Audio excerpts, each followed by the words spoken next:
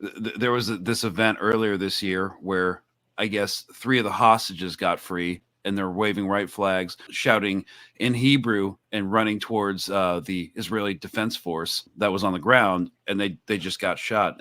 And from my perspective, it's like you're only going to do that if you're indiscriminately shooting unarmed civilians. 100%. And what was the second one? I got different reports on that, but let's say the lowest number that I got was 230 at that last hostage rescue.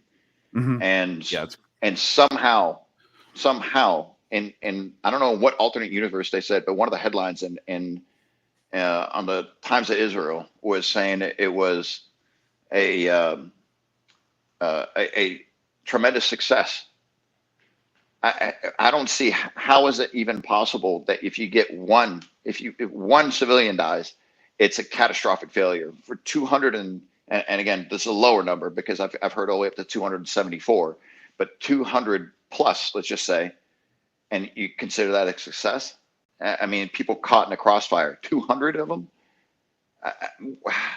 To me, I'm still struggling to try to understand like how people, especially other people in the veteran community, that are still eating this bullshit. I don't get it. I think that's kind of mind-boggling to me because what you're referring to for the audience was the Nusayrat hostage rescue. I mean, it was more of a massacre than it was anything, and it's just kind of like how do you kill like 230 people in a hostage rescue operation?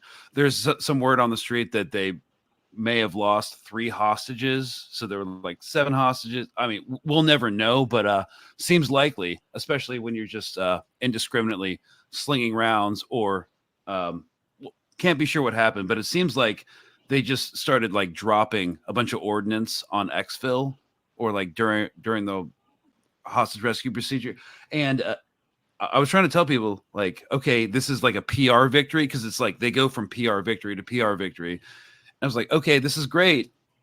I guess you're never going to get another hostage again because of like what it means. Like they were living above ground within like civilian residencies, and now they're going to go back in the tunnels, and you're never going to get another hostage again.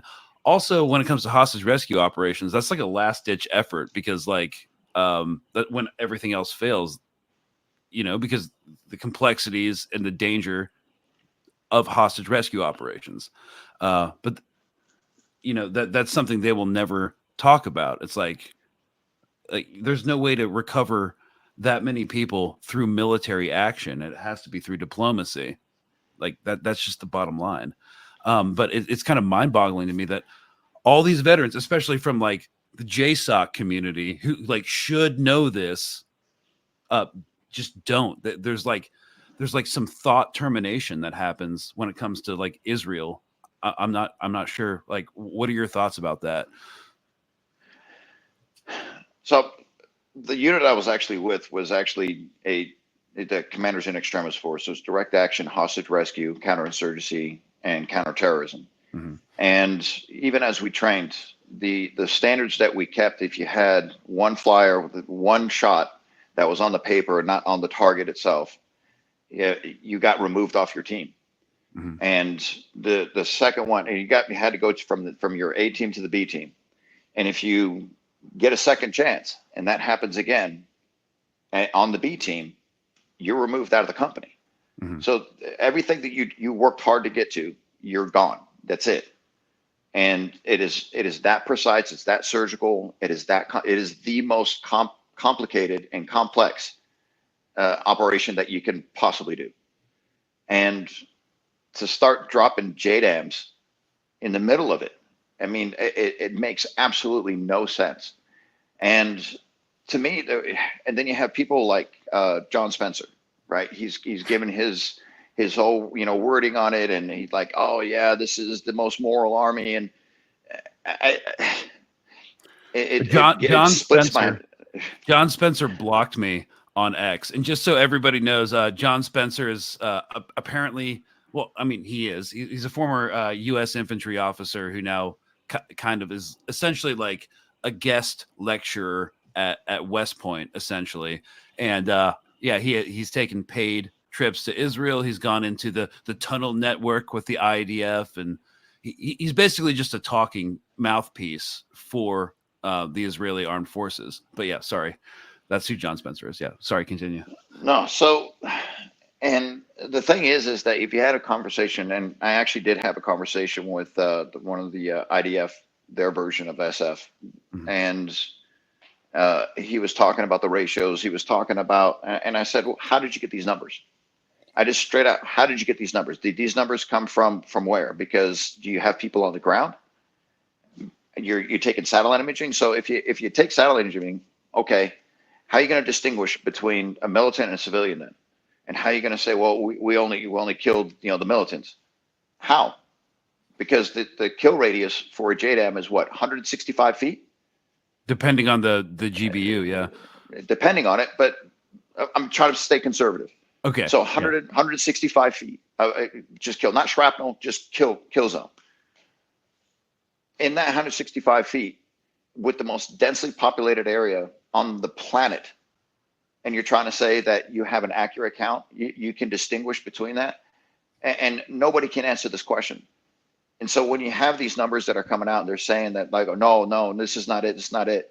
They're being held to a standard. The Gaza Health Ministry is being held to a standard that nobody else in any other conflict is being brought to. So they don't have anything even remotely close to that. But yet somehow they're able to distinguish this. They're able to have some type of analysis to where they can distinguish between civilians and militants. I don't get that. I don't understand. This entire everything that's been going on. And I do call this a genocide. I call this ethnic cleansing. I'm not backing down on my words. As a matter of fact, I'm doubling down on it, especially since February. Mm-hmm. I don't see how anyone can, with any type of, especially with some type of military, whether it be infantry, just common sense, can still think that it's not. It's not a genocide. I don't get this. And I mean, there's colossal failure after another colossal failure. And just because they're slapping a label on it saying success, people are eating it up. It boggles my mind.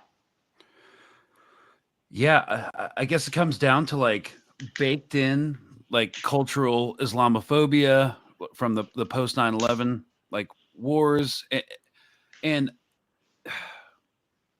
yeah, I work a lot with like Veterans for Peace and About Face. I'm not associated, but like or I'm not a member, but I do work with them closely. And so like a lot of vets are on the level. I talked to some of my buddies from Ranger Regiment who have been out for a while, and they're just like also on the level about this, but it seems like so many vets are not. And I'm just like, wait, first of all, the reason that I started like kind of wondering like what Israel was and why, and started to unravel all the propaganda surrounding it and the IDF was because like for the most part, even when I was back in like 2013, I started to kind of realize that they're kind of an incompetent, undisciplined military force for like the most part, and so you said you were talking to their equivalent special forces.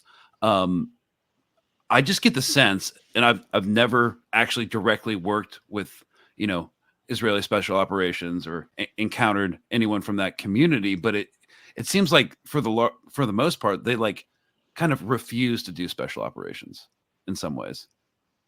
Well, I don't know what they're doing, what that community is actually doing, because it seems like they just push a button, drop a bomb, stay buttoned up in their tanks, and like never get out. and that's the thing is that you have the majority of them are reservists. Yeah. They have, I mean, if I'm not, I don't know, this is from what I've been told, from what I've read, it's a 2-year service, and their actual active duty is very minimal. Their entire active duty force. And what other experiences do they have? I mean, did you see any of them in Iraq? Did you see, excuse me, in Afghanistan? Because I never seen them in Iraq. They were not in Afghanistan. As far they as never go anywhere else. They're literally right there. That's all they have. That's all the experience that they know. And they've been fighting, unconventional warfare the entire time, and it seems like they haven't learned anything from it. And the entire mentality of we're going to destroy Hamas, you're never going to destroy Hamas. We have learned our lesson. I mean, just look back at Vietnam, look back at Iraq. Well, all we did was make the situation 10 times worse, and we're dealing with it still. And I'm speaking just about Iraq. And you can't get rid of an ideology. You cannot kill an ideology. And and all they're doing is higher recruitment, and it's just going to get worse. It's going to get substantially worse. Well, you know, they've created a whole new acronym, Wounded Child, No Surviving Family. So I'm sure, you know, people are just going to do this. When I talk to vets about this, I'm just like, I was a white dude, like upper middle class, growing up in Texas. Nobody was trying to take anything from me. And one of the reasons I went into Ranger Bat was because, like, I knew I was going to get sent and to do combat operations. Like, if I passed selection, that's exactly where I was going to go. I signed up for that. Nobody was taking anything away from me. So, like, based on my personality, if I was like to grow up in Gaza, you know, I'm sure I just would have been like, okay, I'm going to be a baker. There's a 40% unemployment rate. They do mowing the grass operations. One of my cousins was shot in 2018 on the Great March of Return, just being a kid by, you know, snipers, because they shot over like, what, 200 kids when that peaceful protest happened. Yeah, I'm sure I just would have, you know, not done what I did in America. So it's kind of like this double standard that only is allowed to exist because of Islamophobia, racism. I don't know, like, why people from our community can't like put two and two together. It's kind of depressing sometimes. To me, the most shocking one is when you talk to any of the 2A fanatics, right? Mm-hmm. These are 100% of these people that claim to be, if they're actually true diehard 2A, they would be resistance. They would be Hamas. They would be, I guarantee it, because the entire thing is, you're not going to take my home. You're not going to, you're not going to harm my family or my friends. One of the most, I remember watching Tim Kennedy on Joe Rogan, and he was saying, you have no idea what kind of things I can do. And I'm paraphrasing. But if you ever try to, hurt my family or my loved ones, I will rip your face off and wear it as a mask. And how does that standard change if you're brown skinned speaking Arabic? Why would it change at all? Like, if you were going to harm my family or my friends or my loved ones, why aren't you expecting someone else to react the exact same way?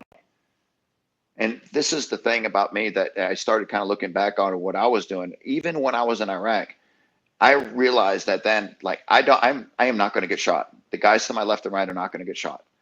I'm going to make sure that I do my job and do my job well. But at the same time, I knew I didn't blame them for doing what they were doing, because I knew if someone came into Texas and tried to do the same thing, I would be doing the same thing. So I didn't agree. I certainly wasn't going to get shot and killed, but I did understand. And this is the whole thing that it just, to me, is just, I don't understand especially the American community, especially the American military community and veterans, that do not understand that they're simply doing the exact same thing that any one of them would be doing as well. Defending their home, defending their loved ones. And to what extent would you be willing to go? I can't verify this, but I've heard this from several different sources that 70% of Hamas are orphans. The most dangerous person, the most dangerous people in the world are the ones that have nothing to lose. And you think about a fighting force that is 70% orphans, that is probably the most frightening type of force that you'd ever want to fight. They literally have nothing to lose. Those are the people that are frightening. Yeah, and not only do they not have anything to lose, they're not going to rotate back to the continental U.S. and then serve out their contract and get out. They have nowhere else to go or nothing else to do. That's all they got. Yeah. So I think they're kind of stymied in Gaza. Apparently, there's an Operation Summer Camps going on in West Bank. I think it's just like a demolition operation. I'm not like it seems like the bulldozers there, in like Jenin, destroying infrastructure are the main effort of that. I just like, do you were just there? Do you see any definable like operational objectives that can be achieved? Like what are they actually trying to do there? Oh, it's the same. It's the exact same thing they've been doing. It's just now they're using Gaza as an excuse, and it's the illegal settlements that they're trying to actually take advantage of what's going on in Gaza, and using that as a distraction to actually increase the amount of settlements that they have. I mean, the crazy part about all this is that they literally announced it, said that they're going to actually have 5 more settlements. And I was watching, what was his name?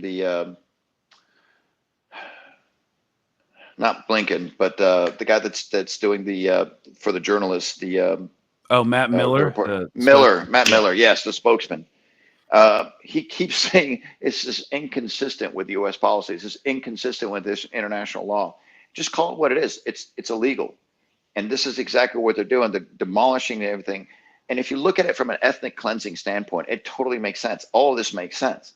What they're doing in Gaza, what they're doing in the West Bank, and what they're attempting to do in Lebanon as well. All of this makes sense if you look at it simply from an ethnic cleansing standpoint. Make life as miserable as possible so you don't have to do the work. So you have them leaving. And this is exactly what I saw when I was in Hebron.